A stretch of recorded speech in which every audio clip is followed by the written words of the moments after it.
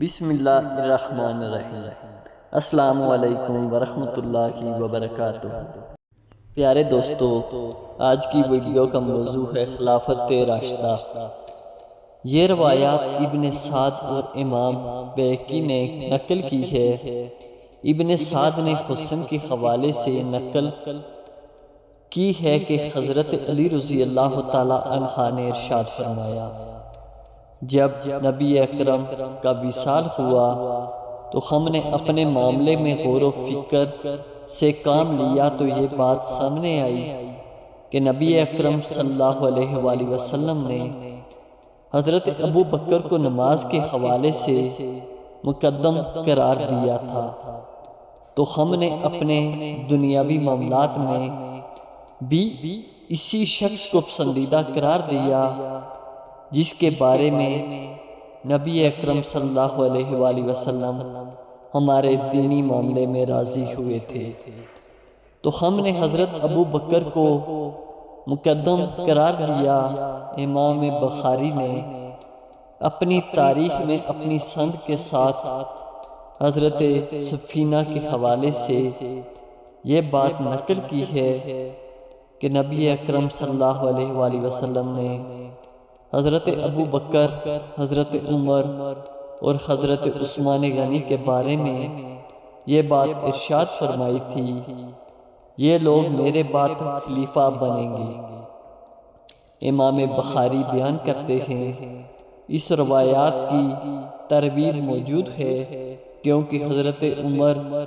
حضرت عثمان اور حضرت علی رضی اللہ تعالی عنہ نے یہ بات ارشاد فرمائی ہے کہ نبی اکرم صلی اللہ علیہ وآلہ وسلم نے کسی کو بھی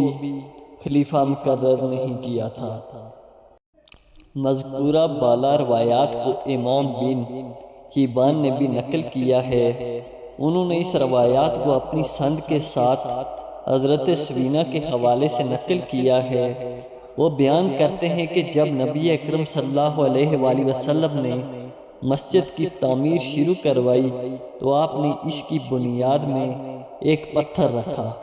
پھر آپ نے حضرت ابو بکر رضی اللہ تعالیٰ عنہ سے فرمایا، تم میرے پتھر کے برابر اپنا پتھر رکھو، پھر آپ نے حضرت عمر رضی اللہ تعالیٰ عنہ سے فرمایا، تم ابو بکر رضی اللہ تعالیٰ عنہ کے پتھر کے ساتھ اپنا پتھر رکھو، پھر حضرت عثمان رضی اللہ تعالیٰ عنہ سے فرمایا،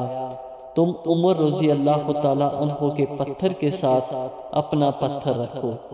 پھر نبی اکرم صلی اللہ علیہ وآلہ وسلم نے ارشاد فرمایا، یہ لوگ میرے بعد خلیفہ ہوں گے۔ امام ابو زہرا بیان کرتے ہیں، اس روایات کی سند میں کوئی عیب نہیں ہے۔ اس روایات کو امام حاکم نے مستدرک میں جبکہ امام بیہقی نے دلائل نبوت میں نقل کیا ہے اور اسے صحیح قرار دیا ہے۔ مصنف فرماتے ہیں، میں کہتا ہوں کہ اس روایات اور حضرت عمر اور حضرت علی کے منقول اقوال کے درمیان کوئی تصادم نہیں ہے، جس میں انہوں نے یہ کہا ہے کہ نبی اکرم صلی اللہ علیہ وآلہ وسلم نے کسی کو اپنا خلیفہ مقرر نہیں کیا تھا، کیونکہ ان دونوں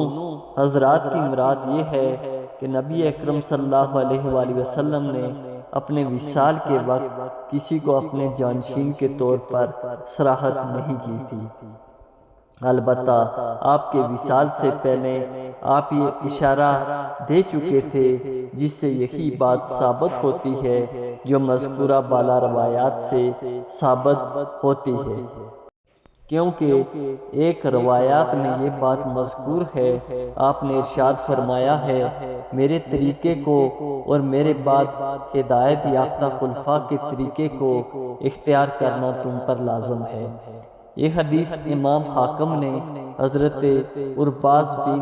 ساریہ کے حوالے سے نقل کی ہے۔ اسی طرح ایک اور حدیث میں نبی اکرم کا یہ فرمان منقول ہے، تم ان لوگوں کی پیروی کرنا جو میرے بعد ہوں گے، یعنی ابو بکر اور عمر کی۔ یہ وہ روایات ہیں جن میں خلافت کی طرف اشارہ موجود ہے۔